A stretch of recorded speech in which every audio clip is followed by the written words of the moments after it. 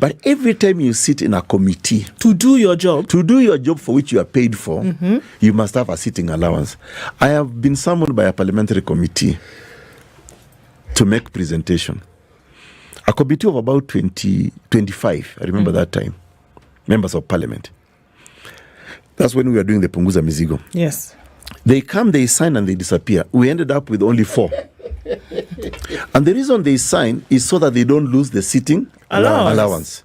Then, you want to go to your constituency to talk to your people who elected you.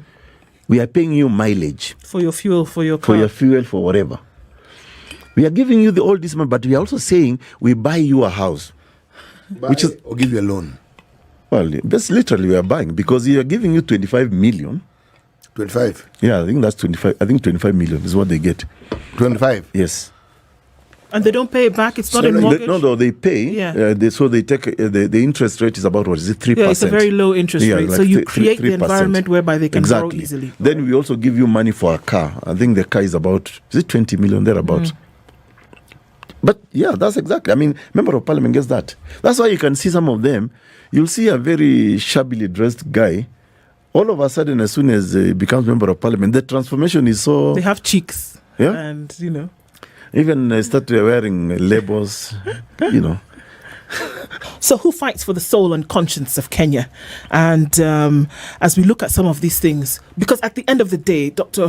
Aukot, what we're talking about today is that when you look at overrepresentation, or even in some cases misrepresentation of the Kenyan, we look at wasted money.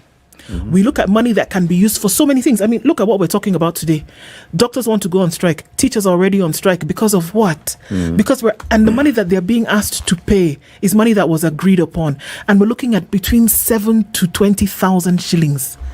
Not the billions that now we're accustomed to when we talk about money that's lost.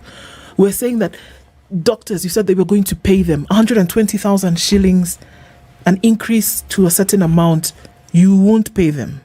But when we talk about representation in the country, it's through the roof.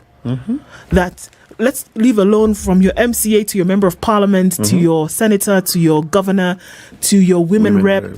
And then, yes, to your deputy president, deputy governor, and your president. Those are the people that represent you.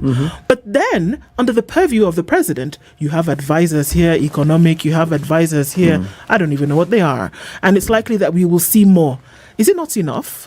Why would a president have an economic advisor when you have a minister in charge of finance and senior economist in treasury?